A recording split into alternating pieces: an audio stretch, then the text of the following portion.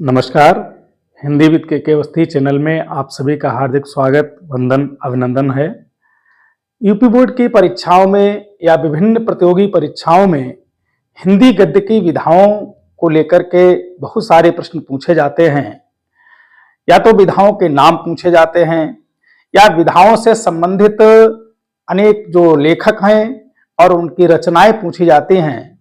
तो आज हम आपके सामने हिंदी गद्य की विधाएं लेकर के उपस्थित हुए हैं।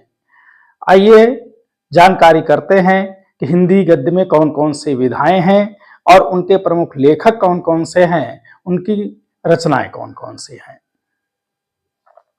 तो सबसे पहले बात करते हैं जीवनी की। जीवनी क्या है? किसी व्यक्ति की जन्म से मृत्यु तक कृतित्व सहित जीवन गाथा जीवनी है।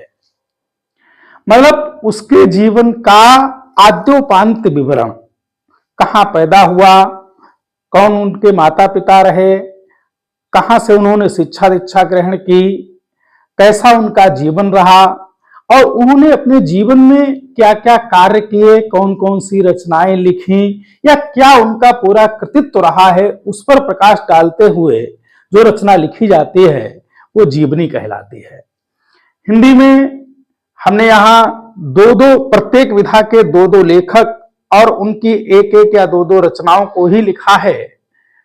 जीवनी में अमृत राय जो मुंशी प्रेमचंद के बेटे थे, उनके द्वारा कलम का सिपाही रचना लिखी गई है। ये मुंशी प्रेमचंद की जीवनी है।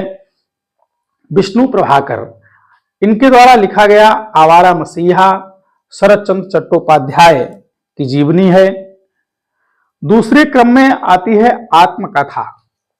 आत्मकथा क्या है? स्वयं अपने जीवन की घटित घटनाओं का श्रृंखलाबद्ध विवरण। जीवनी और आत्मकथा में प्रायः अंतर पूछा जाता है। तो अंतर यही है कि जीवनी किसी दूसरे के द्वारा लिखी जाती है। किसी व्यक्ति के बारे में जब कोई दूसरा व्यक्ति लिखता है, उसके जन्म से लेकर के मृत्यु तक का विवरण, वह जीवनी कहलाती है। और आत्मकथा कोई लेखक स्वयं अपने बारे में अपने जीवन की घटित घटनाओं का श्रृंखलाबद्ध या क्रमबद्ध जो विवरण प्रस्तुत करता है वो आत्मकथा कहलाता है। हिंदी में हरिवंश राय बच्चन, इनका क्या भूलूं क्या याद करूं, ये रचना कई बार बोर्ड परीक्षा में पूछी जा चुकी है।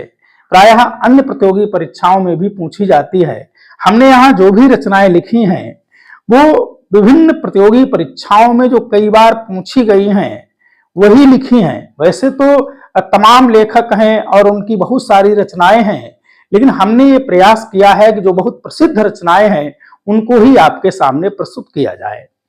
तो हरिवंश राय बच्चन का क्या भूलूं क्या याद करूं, बाबू गुलाब राय का मेरी असफलताएं, ये आत्मकथा है। तीसरे क्रम में उपन्यास आता है। उपन्यास क्या है? मनुष्य के जीवन का व्यापक चित्रण, या अगर प्रेमचंद के शब्दों में हम कहना चाहें तो मुंशी प्रेमचंद ने उपन्यास के बारे में कहा है कि उपन्यास मानव चरित्र का चित्र है। माने मानव जीवन का पूरा व्यापक दृष्टिकोण लेकर के या उसकी व्यापक कहानी जब लिखी जाती है, उसके जीवन की घटित होने वाली संपूर्ण घटनाओं को जब क्रमबद्ध तरीके से बहुत विस्तार से वर्णित किया जाता है वो उपन्यास कहलाता है। मुंशी प्रेमचंद जो कि उपन्यास सम्राट कहे जाते हैं हिंदी में, उनके द्वारा तमाम उपन्यास लिखे गए हैं, जिनमें गोदान, गबन, कर्मभूमि, रंगभूमि, सेवा सदन, ये कुछ उपन्यास यहाँ दिए गए हैं। जयशंकर प्रसाद, कंकाल, तितली, इरावती। इरावती इनका अधूरा उपन्यास है। इसके बाद चौथे क्रम में कहानी। अब कहानी क्या है? जीवन का खंड चित्र है। उपन्यास और कहानी में मुख्य रूप से अंतर यह है कि उपन्यास किसी मनुष्य के जीवन का व्यापक श्रृंखलाबद्ध विवरण है, जबकि कहानी केवल खंड चित्र है।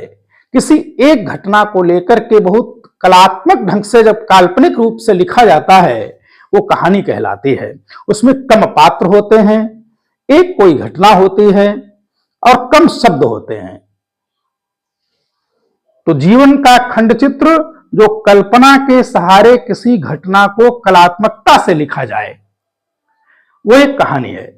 मुंशी प्रेमचंद, इनके द्वारा बहुत सारी कहानी लिखी गई हैं, जिनमें मंत्र, ईदगाह, कफन, चंद्रधर शर्मा गुलेरी जो अपनी 3 कहानियां लिख करके ही हिंदी साहित्य में अमर हो गए, उसने कहा था, इनकी बड़ी प्रसिद्ध कहानी है, उसने कहा था बुद्धू का कांटा, और तीसरी कहानी है इनका सुखमय जीवन।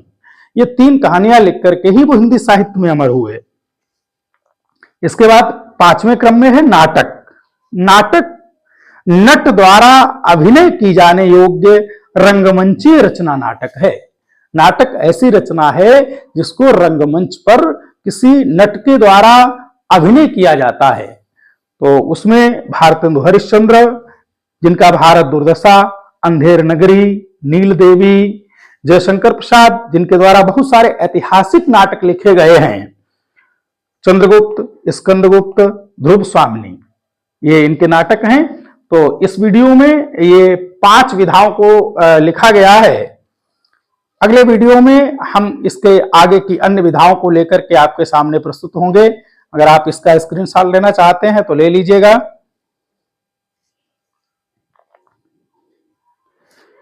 इसी के साथ मिलते हैं अगले वीडियो में। तब तक के लिए नमस्कार।